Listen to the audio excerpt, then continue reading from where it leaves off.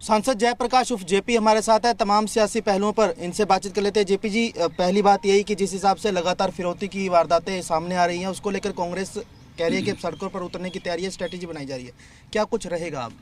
देखिए, हम आज गठबंधन के दूसरे साथियों से भी बातचीत करेंगे और आज जिस तरीके से हमारी सामाजिक संस्थाएं और व्यापार मंडल जो ये लड़ाई लड़ रहा है, तो हम तो ये उनसे बात करेंगे।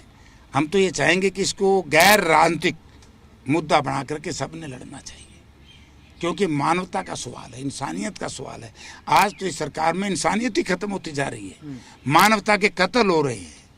तो इसमें हमने राजनीतिक मुद्दा ना बना करके इसको हमने सब समाज के लोगों को जोड़ करके एक लड़ाई हम लड़ेंगे। किस तरह की लड़ाई रहेगी और इसके लिए जिम्मेवार किसको मानते हैं आप? सीधा सीधा जिम्मेवार इसके लिए गृह मंत्री इस्तीफा दो। गृह मंत्री अपनी ड्यूटी में फेल है, बुरी तरीके से फेल है।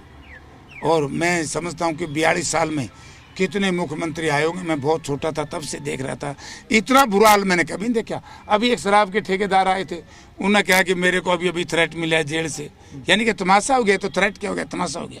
हाईकोर्ट के आदेश पर एक एफआईआर सीबीआई ने लॉन्च किया है, जिसमें सीधे सीधे ये कहा गया कि हरियाणा में 4 लाख फेक स्टूडेंट्स जो हैं वो एडमिट थे तमाम स्कूलों में। ये तो सरकारी फेक है, सरकारी नकली है। बिना बहुमत के सरकार चल रही है, तो फेक ही है। ये तो अली बाबा, आगे पता नहीं के उदाहरण, मैं नाम नहीं लूंगा कुछ भी। अली बाबा की सरकार चल रही है भाई, लोगों बेरहमी के करेंगे। एक को आओ तो बोला बंदर का हाथ में उस तरह है, किसी की नाक काट दी, किसी का कान काटेंगे, लोलवान का जावन करके जाएंगे। अच्छा, जिस हिसाब से आप बोल रहे हैं कि अल्पमत में सरकार है, लेकिन बीजेपी सीधे सीधे ये कह रही है कि हमारे पास तमाम गिनती पूरी है। हालांकि 2 विधायकों की सदस्यता रद्द करने के लिए दुष्यंत चौटाला भी कोर्ट जाने की तैयारी में है। कांग्रेस किरण चौधरी के ऊपर किस तरह से अब एक्शन लेगी? वो तो शायद हमारे जो चीफ विप हैं बीबी बत्रा जी, उन्होंने स्पीकर साहब को लिख के दे दिया है।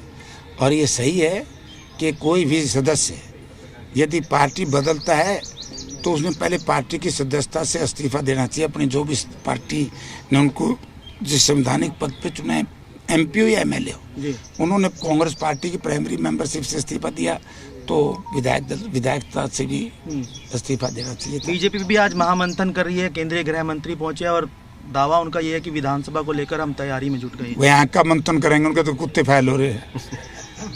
जो मंथन करना रहे हैं, गृह मंत्री जी आए थे, नहीं जिताएगी रणजीत ने, उनका तो सौते फैल हो रहे हैं। कांग्रेस की क्या कुछ स्ट्रेटेजी रहने वाली है अब? जिस तरह से दावे इनकी तरफ से भी आपकी तरफ से किए जा रहे हैं कि 70+ का हम टारगेट लेकर चल रहे हैं, क्या स्ट्रेटेजी रहेगी? मुझे ऐसा लग रहा है कि कांग्रेस तो 80 और 85 तक जाएगी। इनकी तरह नकली दावे नहीं है कांग्रेस के। हमारे नेता चौधरी भूपेंद्र सिंह हुड्डा ने कहा था कि 4 से लेकर के 7 सीट तक हम जीत सकते हैं। 5 हम जीत गए, 4 से बढ़ गए। 1 सीट हमारे सहयोगियों के पास चली गई, तो हमारे पास 4 रहेगी। 4 में से 2 सीटें हमारी बाई डिफ़ॉल्ट हार गई। मैं अब खुलासा बहुत कर चुका हूँ, लोगों को पता है कि भिवानी हम क्यों हारे हैं।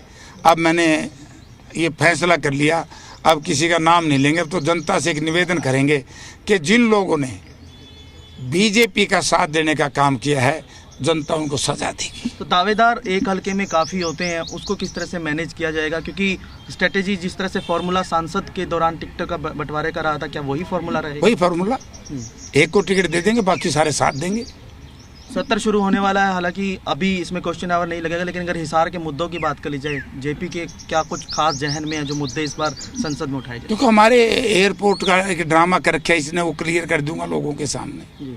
हमारा जो काउंटर मैग्नेट टाउन था हिसार, जो ग्रांट हमने भारत सरकार से मिलनी चाहिए थी, वो मनोहर लाल जी के हाथ में आजकल है, क्योंकि मनोहर लाल जी वहाँ पर शहरी विकास मंत्री बना दिए।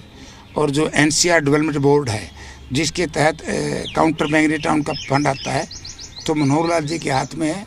हम मनोहर लाल जी से भी मिल करके कहेंगे कि हमारे जो फंड हैं हिसार के, जल्दी से जल्दी दिलवाए जाएं, क्योंकि शहर में 10 साल से अपनी सीवरेज की व्यवस्था बहुत ख़राब है, वाटर सप्लाई की व्यवस्था बहुत ख़राब है, सड़कें हमारी बहुत ख़राब है। एक हमारा बहुत अच्छा प्रोजेक्ट था जब मैं एमपी था, चौधरी भूपेंद्र सिंह हुड्डा पहली बार 2006 में जब यहाँ आए थे, रैली करके गए थे, उस वक्त हमने ये आपका एलिवेटेड वे जिंदल चौक से लेकर के हॉस्पिटल तक का इसका भी फंड, क्योंकि भारत सरकार जब ये उस परिधि में आता है तो हम रिक्वेस्ट करेंगे। तो झूठ बोलते रहे यहाँ के जो लोकल मिनिस्टर थे, NIT बना दी, NIT बना दी, वह NITC युवाएं नहीं बन के दी। तो एयरपोर्ट को लेकर किस तरह का स्कैम लगता है आप जिस तरह ये तो स्कैंडल है, स्कैम नहीं, बहुत बड़ा स्कैंडल है।